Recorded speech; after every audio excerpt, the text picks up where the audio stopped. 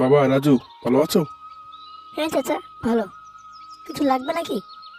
হ্যাঁ বাবা, আমার ছোট মাইয়াটার বিয়া, ওর জন্য একটা খাট বানাবো। তোমার হাতের কাজ আমার মাইয়াটার খুব পছন্দ। তা কেমন কি খরচ পড়বে বাবা? দেখুন কাকা, দাম কিন্তু ডিজাইনের উপর নির্ভর করে। কাল না হয় আপনি জ্যোতিকে নিয়ে এসে ডিজাইন পছন্দ করে দামটাও জেনে নেবেন। হ্যাঁ বাবা, তুমি ঠিকই কইছো। কাল তাইলে মাইয়ারে লইয়া আসমু।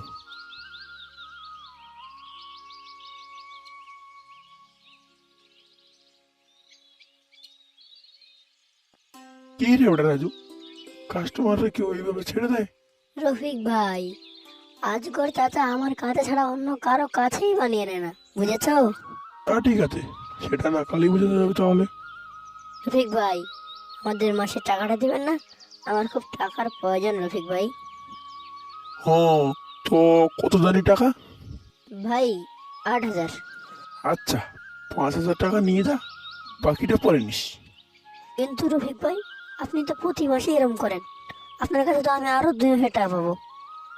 কি বলি রে, আমি কি তোর বেতন বাকি রাখছি? আচ্ছা ঠিক আছে, কয়দিন পরে বাকি টাকাটা নিয়ে যাস। শালা মোটু, সারাদিন খালে খাওয়া আর সব কাজ আমাকে দিয়ে করাবে, আর টাকা দেওয়ার সময় জেলি শালা মোটু। গণেশ কাকা, বাড়ি যাবেন না? হ বাবা, দাঁড়া, একটু আসি।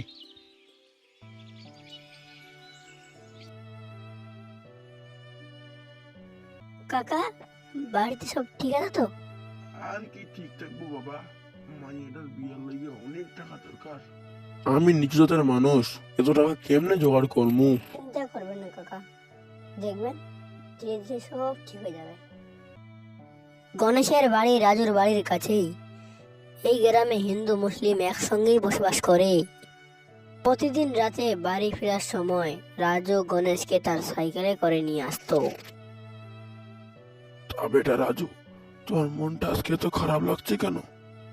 আর বলবেন না কাকা, আপনি তো জানেনই রফিক ভাই আমাকে কোনো মাসে ঠিক মতন বেতন দেন না। এবার ওই অবস্থা। শালা বড় দেখে আর কিছু বলতে পারি না। ভাবছি এবার আমি নিজে একটা দোকান দেব। গ্রামের সব মানুষরা তো আমাকে দেখে কাজ দেয়।